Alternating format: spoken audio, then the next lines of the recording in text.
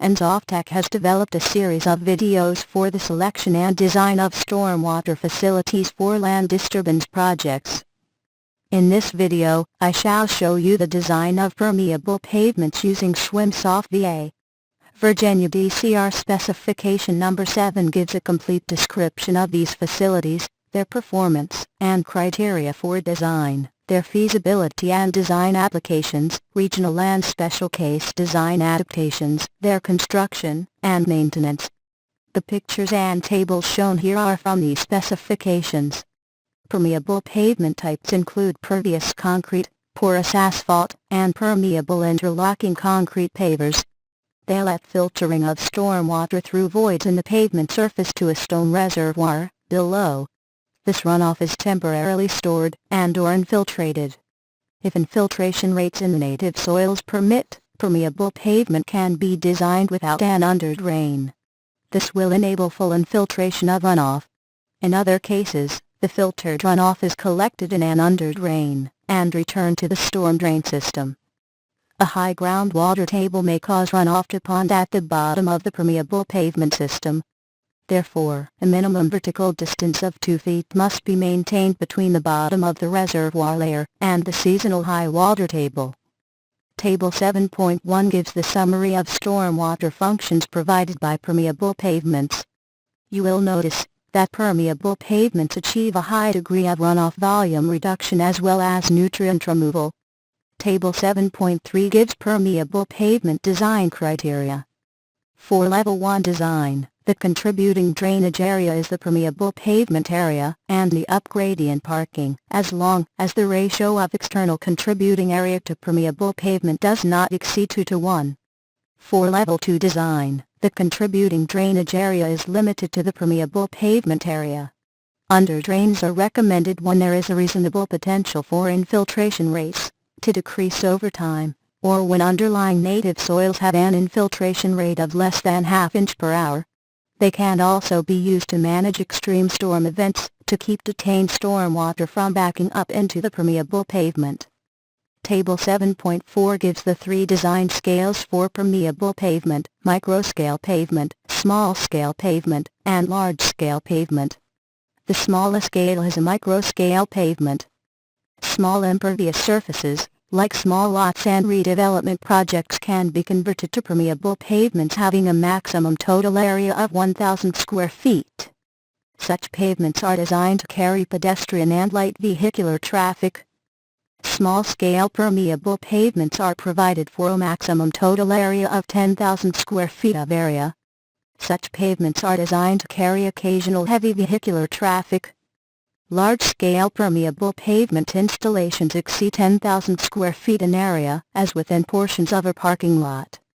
They are designed to accept heavy vehicular traffic. While provision of pre-treatment is not necessary, some site conditions may warrant pre-treatment, like gravel filter strip, to prevent premature clogging of some facilities. The American Concrete Pavement Association provides a method of calculating the thickness of the reservoir layer to hold the treatment volume, with due consideration to the pavement areas and void ratios. Pervious concrete pavements should be as level as possible to achieve the full potential storage capacity of the system. However, a maximum longitudinal slope of 1% is permissible if an underdrain is employed. There are situations where greater slopes are provided. If the slope is excessive, thickened reservoir layer, a deep well on one end of a slope, or check dams are provided to increase storage capacity of the system. Lateral slopes should be 0%. SWMSOFTVA provides the hydraulic design of permeable pavements. The structural design of the pavement and reservoir layers to satisfy the traffic loads during the design life of the pavement should be done by a competent structural designer. Let me open a project and go to the BMP design. I am going to use the example project that we created earlier. BMP1 of Outfall 2 is a permeable pavement. I go to File, Design BMP Facility. This opens the permeable pavement design screen. You will notice that the pervious pavement area and the required treatment volume fields are already populated in the screen. I select the pavement type from the pull-down list, which gives 3 options for pervious pavements: porous concrete, porous asphalt, and interlocking pavers. The thickness of pavement is mostly determined based on structural requirements, from a minimum of 3 inches for interlocking pavers to 6 inches for porous concrete surfaces. The void ratio for porous concrete, porous asphalt, and interlocking pavers ranges from 0.15 to 0.25. The program gives a default value of 0.15. Once I key in the pavement slope and the ponding depth permitted above the pavement, the program computes the effective pavement thickness. The pull-down list gives the reservoir stone types used. Default values are provided for void ratio of reservoir layer, time to fill reservoir layer, maximum allowable drain time, and infiltration rate for native soil. If the infiltration rate for native soil is unknown, a help button is available giving the minimum infiltration rates for native soils for different hydrological soil groups. I enter the underdrain pipe slope and the number of underdrains, if any, provided. I enter 0 if there is no underdrain.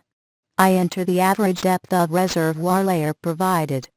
The average depth takes into account the effect of reservoir layer slope, check dams, and equivalent depth for any stone wall storage volumes. After I enter the specific data, I click on Design Porous Pavement.